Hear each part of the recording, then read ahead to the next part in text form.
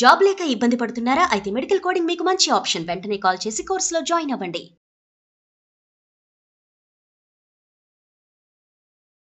అందమైన జీవితం కార్యక్రమానికి స్వాగతం. నమస్తే కళ్యాణ్ చక్రవర్తి నమస్తే గారు. జయ గారు. శంకర్ అని మనకు ఒక అతను మెయిల్ చేశాడండి.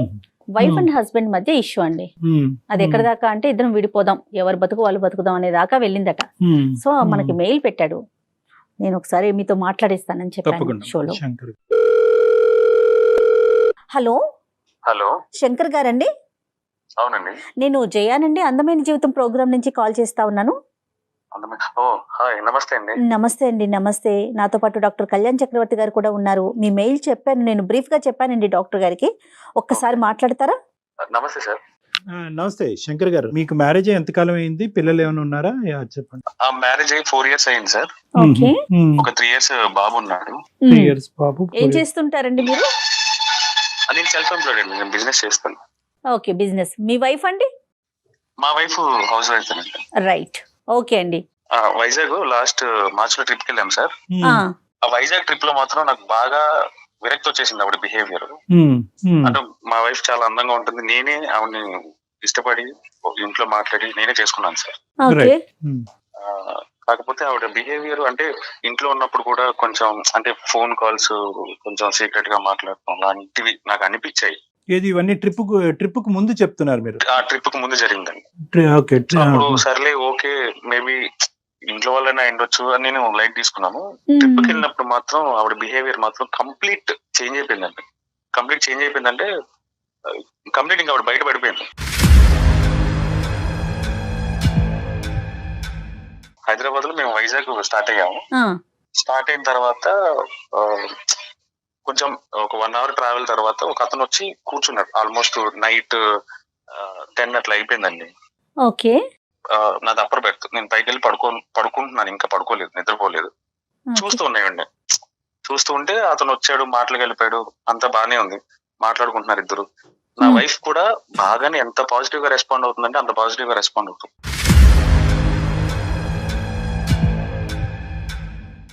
అంటే అడిగిన ప్రతిదానికి నవ్వుతో ఆన్సర్ ఇవ్వటం, ఏదో చాలా రోజుల నుంచి చాలా సంవత్సరాల నుంచి వాళ్ళిద్దరికి ఆ పరిచయం ఉన్నట్టు అంత ఈజీగా మారుతుందండి ఆవిడ. పైనుంచి చూస్తున్నా, నన్ను అబ్జర్వ్ చేస్తుంది కానీ నేను పడుకున్నానేమో నిద్రపోయి ఉంటానేమో అని అనుకున్నా ఆవిడ. బట్ సడన్ గా నేను చూసేసరికి మళ్ళీ ఆ మాట్లాడడం తగ్గించింది. మీకెందుకు అన్నట్టు మళ్ళీ బిహేవియర్ మళ్ళీ మారిపోయింది. ట్రైన్ లో వెళ్ళేటప్పుడు మేము చాలా సెల్ఫీలు తీసుకున్నాం ఫోటోలు స్టార్ట్ అయినప్పుడు. అప్పుడు కూడా ఈ ఫొటోస్ లో బ్యాక్ సైడ్ బ్యాక్గ్రౌండ్ లో అతను కనిపించడం. బాబుని కూడా తీసుకెళ్లారా? మీ ఇద్దరే వెళ్ళారండి? బాబుని కూడా తీసుకెళ్ళామని. బాబు నా దగ్గరే ఉన్నాడు. సో ఇతను మధ్యదారిలో స్టేషన్ లో ఎక్కడం కాదు, ఇతను వేరే చాటు ఉన్నాడు. మీరు పడుకున్నారని తెలిసేటప్పటికి మీ వైఫ్ దగ్గరికి వచ్చి లోవర్ బర్త్ దగ్గర కూర్చున్నాడు. అవునండి, అంతే కదా మీరు చెప్పొచ్చేది? అంతేనండి. ఎక్కలేదు, బట్ ట్రైన్ లో తీసుకున్న సెల్ఫీస్ లో మాత్రం బ్యాక్గ్రౌండ్ లో ఉన్నాడు. మేబీ అతను అక్కడే అబ్జర్వ్ చేశాడో లేకపోతే ముందే అబ్జర్వ్ చేశాడో నాకు తెలియదు. మీ సెల్ఫీలు తీసుకున్న సెల్ఫీలో మాత్రం నేను ఉన్నాడు. ఏం మాట్లాడుకుంటున్నారండి? అంటే ఎంతో కొంత మీకు వినిపించి ఉంటుంది కదా, వాళ్ళిద్దరి మధ్యన సంభాషణ ఏంటి? అంత ఫెమిలియర్ టాపిక్స్ ఏముంటాయి వాళ్ళకి? ఎక్కడి నుంచి స్టార్ట్ అయ్యారు అంటే, ఐ మీన్ ఫ్యామిలీ ట్రిప్, ఈయన ఎవరు, మీ హస్బెండ్, ఇలాంటి క్యాజువల్ గానే అడుగుతున్నాడు ఆయన. కాకపోతే ఈవిడ రెస్పాండ్ అవ్వడం మాత్రం చాలా రోజుల నుంచి పరిచయం ఉన్న మనిషితో మనం ఎలా మాట్లాడతామో అంత ఈజీగా రెస్పాండ్ అవుతుంది సార్. అతని వైపు నుంచి నార్మల్ గానే ఉన్నాయి క్వశ్చన్స్. అతని క్వశ్చన్స్ నార్మల్ గానే ఉన్నాయి. నార్మల్ గా అంటే అతని ఇంటెన్షన్ ఏంటి అనేది నేను అబ్జర్వ్ చేయలేదు, కానీ నేను నా వైఫ్ ని అబ్జర్వ్ చేసుకుంటా కదండి. ఈవెన్ అబ్జర్వ్ చేసేసరికి అంత పాజిటివ్ గా రెస్పాండ్ అవుతుంది. బేసిక్ గా నా వైఫ్ అందంగా ఉంటుంది సార్, చాలా అంటే చాలా అందంగా ఉంటుంది. అది నా ఒపీనియన్, నేనే ఇష్టపడి చేసుకున్నాను, అందంగా ఉంటది కాబట్టి. నేను అబ్జర్వ్ చేశాను, అంతా నేను గమ్ముగా ఉన్నా. అంటే నాకు లోపల కొంచెం కోపంగా అనిపించినా గానీ నేనేం అనలేదు. సో తర్వాత మేము మళ్ళీ వైజాగ్ నుంచి అరకు ట్రైన్ జర్నీ బాగుంటుంది అన్నారు. అవునవును, అరకు ట్రైన్ జర్నీ బాగుంటుంది, బొర్రా గృహలు ఇవన్నీ బాగుంటాయి, సో ట్రైన్ లో వెళ్ళండి అని ఎవరో నా ఫ్రెండ్ సజెస్ట్ చేస్తే సర్లే అని అక్కడ కూడా మేము ట్రైన్ తీసుకున్నాం. ట్రైన్ లోనే జర్నీ చేసాం అరకు వరకు. ఓకే అండి, ఓకే. ట్రైన్ ఎక్కాము, అక్కడ కూడా లొకేషన్లు సీనరీ అంతా బాగుంది కదా అని అక్కడ ఫోటోలు తీసుకుంటాం కదా, రెగ్యులర్ గా తీసుకున్నాం. కాసేపటికి మళ్ళీ ఈయన మళ్ళీ అక్కడ కనిపిస్తాడు నాకు.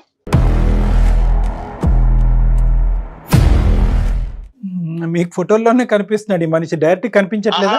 అక్కడ డైరెక్ట్ గా కనిపించాడు ఈయన ఫోటోల్లో. ఈ హైదరాబాద్ నుంచి వైజాగ్ వచ్చిన ట్రైన్ లో తీసుకున్న ఫోటోల్లో బ్యాక్గ్రౌండ్ లో ఉన్నాడు. ఓకే, ఇక డైరెక్ట్ ఉన్నాడు ఈయన, నా కళ్ళ ముందే ఉన్నాడు. బహుశా అతను కూడా ఏమైనా ట్రిప్ కి వచ్చాడేమో.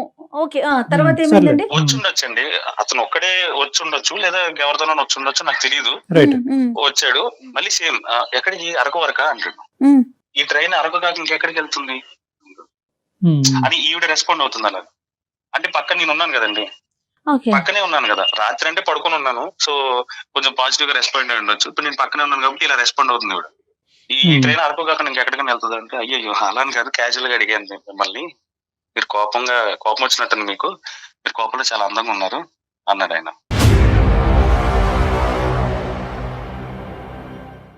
అంటే మీరు పక్కన ఉండగానే ఈ మాటల పక్కన అంటే నేను బాబు విండో దగ్గర నుంచున్నాము, సీట్ లో కూర్చొని ఉన్నారు పక్కన ఉన్న సీట్ లో దగ్గరలో.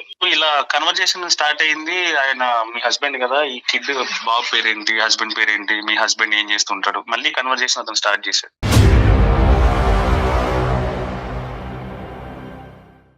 సరే మేము అరకు రీచ్ అయిపోయాము. రీచ్ అయిపోయిన తర్వాత ఒక చోట స్టే తీసుకున్నామండి, ఒక రూమ్ తీసుకొని.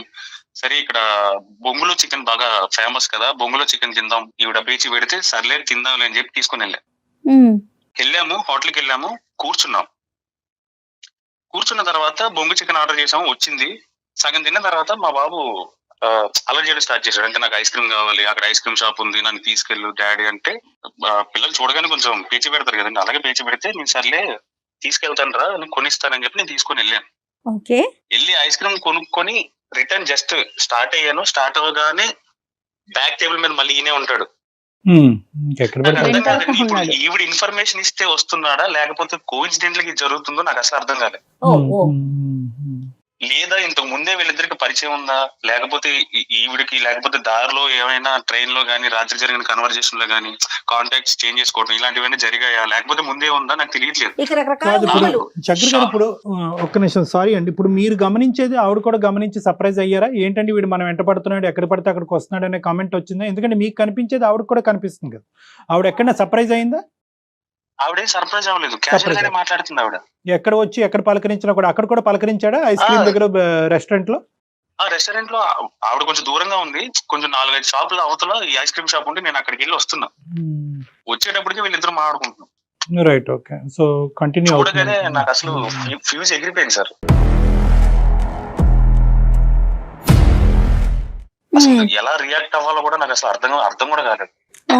సో ఏంటంటే ఒక స్ట్రెచ్ ఆఫ్ పీరియడ్ ఇంత స్ట్రెచ్ ఆఫ్ పీరియడ్ లో ఒక వ్యక్తితో ఇలా కాన్వర్స్ చేయడం అనేది మీరు ఇంతకు ముందు చూడలేదు కాబట్టి ఈ రోజు మీరు షాక్ అయ్యారు. ఇన్ని సార్లు రిపీటెడ్ ఇది చూడలేదు. అందులోనే మేము అనుకోని సిచ్యువేషన్ లో, అంటే మేము అనుకోని ఇక్కడికి వెళ్తాము అని ఒక ఐడియా కూడా లేదు. అంటే ట్రావెలింగ్ లో కోఇన్సిడెంటల్ గా కలిసినట్టు ఒకటిసారి కలిస్తే ఓకే, బట్ రిపీటెడ్ గా కలిసేసరికి ఇంకా నాకు బర్స్ట్ అయిపోతుంది. కాకపోతే నేను ఇంట్లో లేను, బయట ఉన్నాను.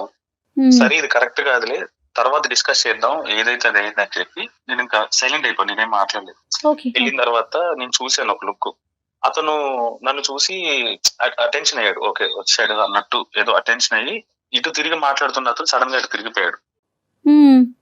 సో తిరిగిపోయేసరికి ఇంకా నేను ఈవిడ్ని వెళ్ళిన తర్వాత అడిగాను, ఎవరతను, ఎందుకు అట్లా ఊరికే వస్తున్నా, నీకు ముందే తెలుసా అంటే, నాకేం తెలుసు, నాకు ట్రావెలింగ్ ట్రైన్ లోనే పరిచయం అయ్యాడు అంతే అంటే, లేదు చెప్పు పర్లేదులే నేనేం అనలే అని చాలా నార్మల్ గా అడిగాను ఆవిడ.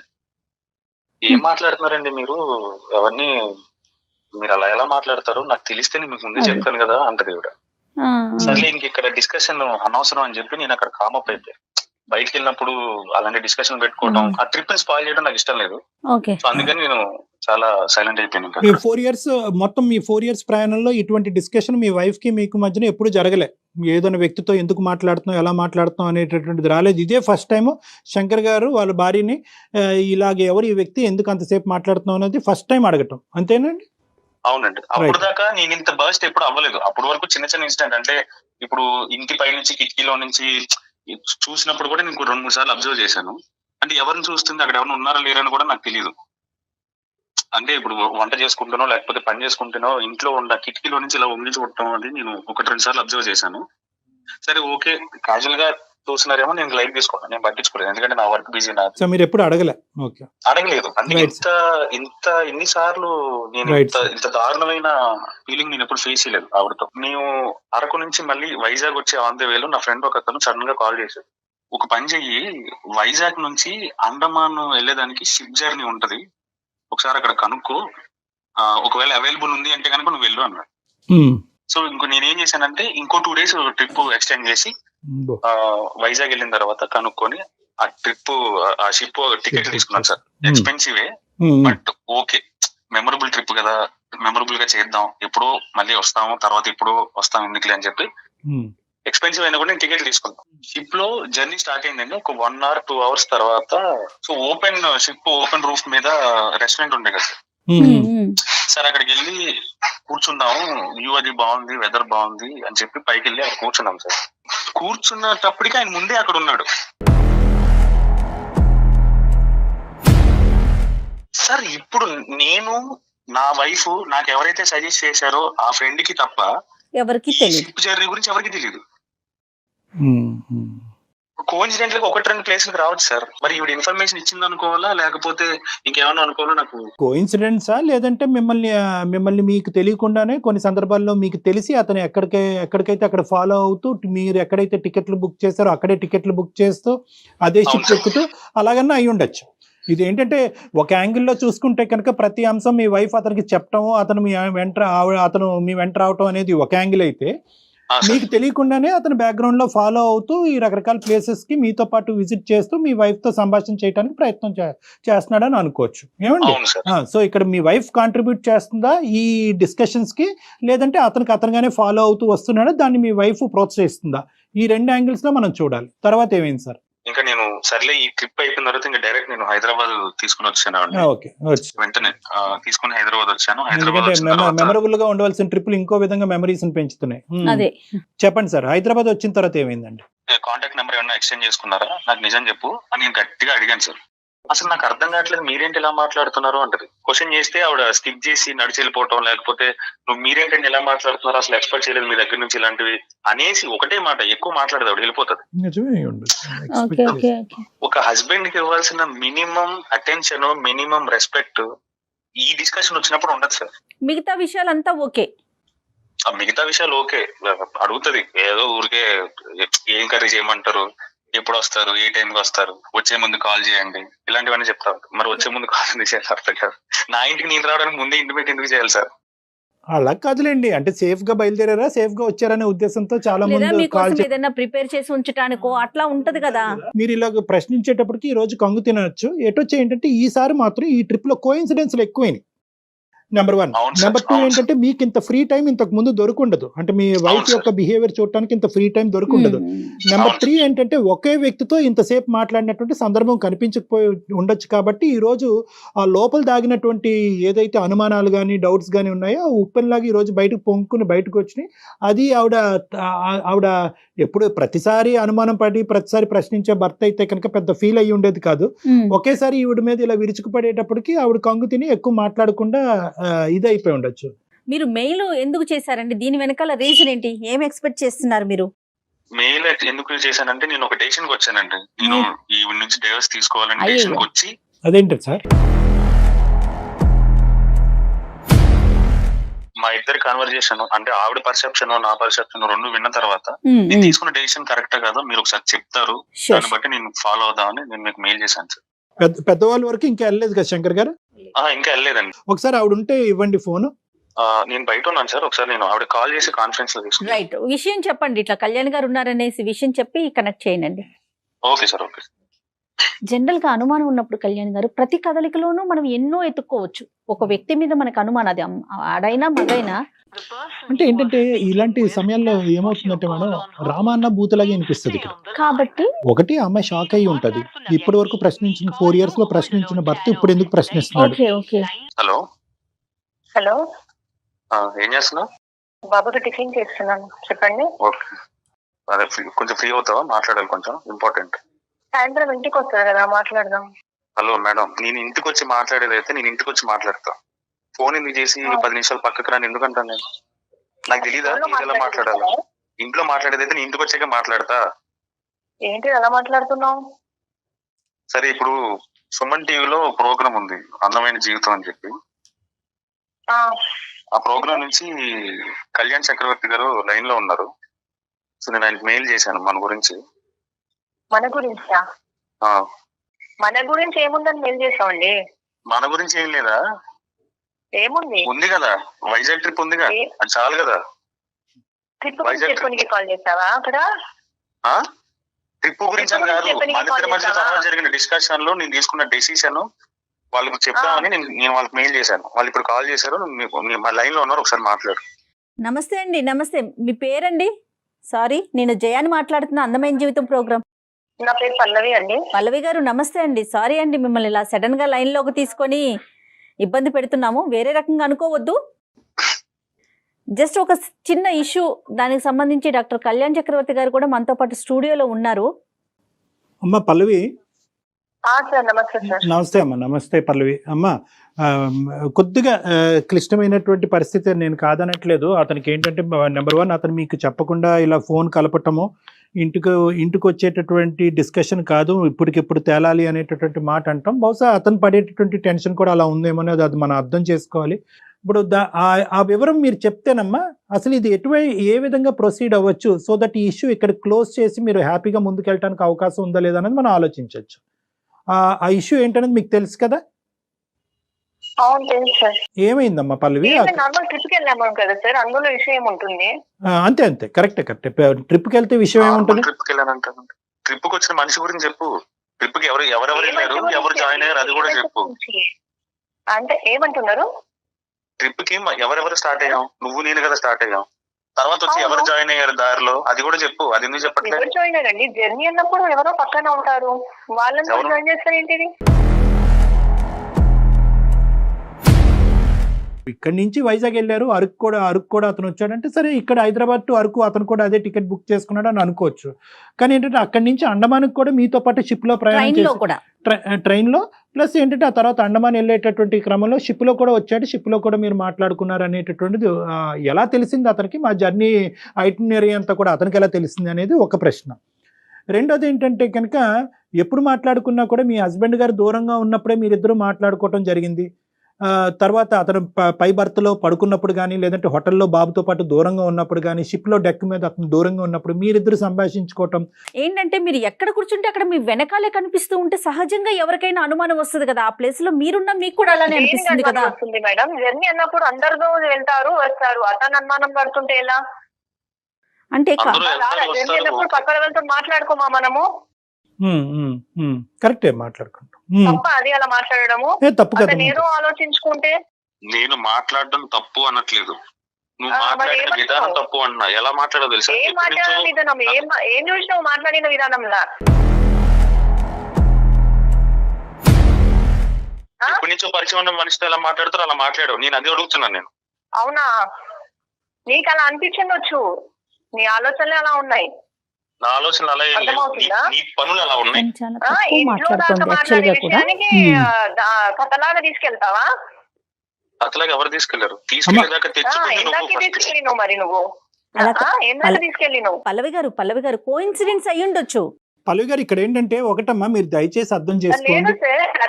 లేదు మీరే చెప్పండి. పరిచయం ఉన్నప్పుడు ఎవరన్నా మాట్లాడుకుంటారు చేసుకుంటారు, అతను ఆలోచించుకొని తనకు ఏదో ఆలోచనలు చెడు ఆలోచనలు ఇలా చేస్తాడు అతను. వినండి పల్లవి గారు, ఒక్క నిమిషం వినండి, నేను చెప్పేది వినండి. ఇక్కడ ఏంటంటే అతని మైండ్ లో ఒక క్వశ్చన్ పడింది, అది అనుమానం అంటారా ఏమంటారా అన్నది మనకు తెలీదు. ఆ ఆలోచన అనుమానమే, దాన్ని నివృత్తి చేయవలసినటువంటి బాధ్యత మీ మీద ఉంది కదా. అలా ఎలా అంటాడు సార్? ఎలా అంటాడు అతను? ఎలా అంటాడు ఆ విషయము? సిగ్గు ఉండాలి కదా. అతను ఏమి అనట్లేదు. ఎలా అంటాడు అతను? నువ్వు సిగ్గు గిగ్గు అని పెద్ద పెద్ద మాటలు మాట్లాడు. ఏం పెద్ద పెద్ద మాటలు? నువ్వు మాట్లాడేది అనుమానం ఏంటి? ఎట్లా పడతావు? నువ్వు ఏం చూసినా పడతావు? నేను మొగుండన్న జ్ఞానం అతను వచ్చాడు ఉందా లేదా? అసలు జ్ఞానం ఉందా లేదా? మొగుడున్నాడు, కనీసం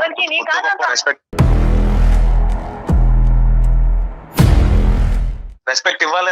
కనీసం ప్లేస్ పోయింది ఇప్పుడు, నీది అర్థమవుతుందా?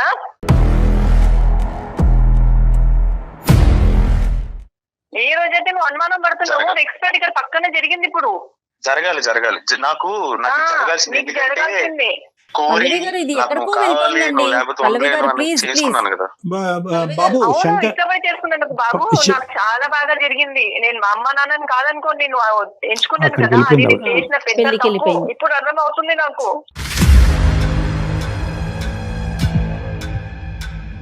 శంకర్ సార్ చెప్పండి సార్. ఇలా అయితే కనుక మనం ఏం కంక్లూజన్ కి వస్తాము?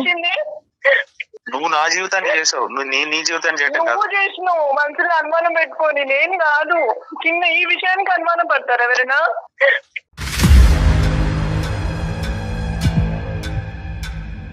సమస్య వచ్చినప్పుడు దానికి పరిష్కారం చూసుకోవాలి కదా. ఏంటి చెప్పండి. అమ్మ ఒకటి అమ్మ పల్లవి, ఇది అనుమానమే, ఓకే అనుకో కాసేపు, కానీ ఇది ఇప్పుడు సార్ నేను అందరినీ తను అనుకుని మా పేరెంట్స్ ని అందరిని వద్దుకొని తన నమ్మి నేను వచ్చాను సార్. ఇలా కరెక్టే కానీ అమ్మ 4 సంవత్సరాలు నువ్వు నమ్మి వచ్చినందుకు అతను బాగా చూసుకున్నాడు, నువ్వు బానే ఉన్నావు. ఈ సంఘటన జరిగేంత వరకు మీరిద్దరు చాలా అన్యోన్యంగా హ్యాపీగానే ఉన్నారు. చక్కగా ఒక బాబు. ఇక్కడ ఒకే ఇష్యూ నువ్వు కూడా గుర్తుపెట్టుకోవాల్సింది ఏంటంటే 100 సార్లు అనుమానం అనద్దు. ఈ 4 సంవత్సరాలు కూడా అతను నిన్ను పల్లెత్తు మాట అనలేదు, నీ వైపు వేలెత్తి చూపెట్టలేదు. మేమెవరు కూడా ఇది అనుమానం అనట్లేదు. ఇది ఒక ఆలోచన అతని మైండ్ లో వచ్చింది. ఆ ఆలోచన నివృత్తి చేయవలసినటువంటి బాధ్యత మీ మీద ఉంది. చెప్పాలి అనుకుంటే చెప్పచ్చు, వద్దు అనుకుంటే ఇక్కడతో ఆగిపోవచ్చు.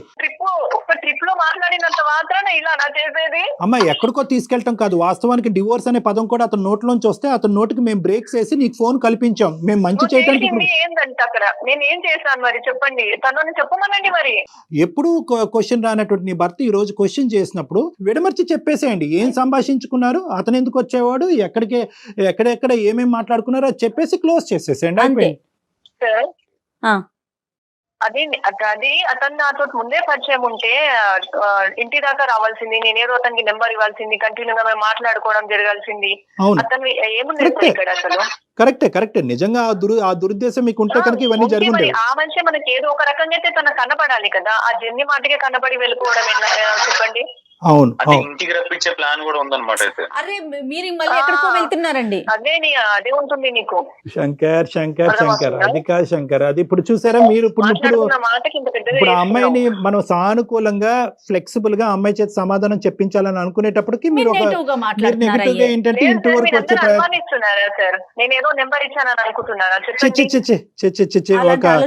ఒక ఆడపిల్లని అలాగా తెలివి తక్కువగా ఒక ఆధారం లేకుండా మేము అలా పరువు తీసేటటువంటి స్టేజ్ కాదమ్మా ఇది.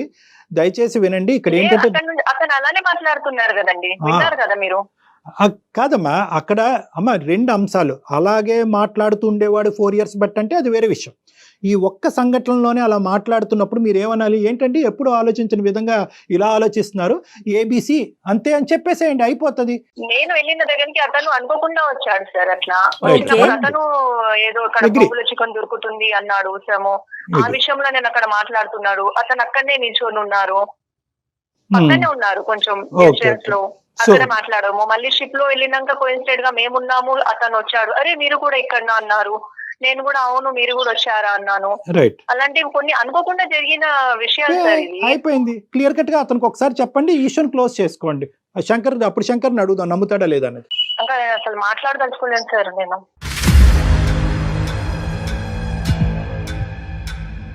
అతను మాట్లాడదలుచుకోలేను ఇంకా. ఏమంటమ్మా నువ్వు కూడా చెప్పండి.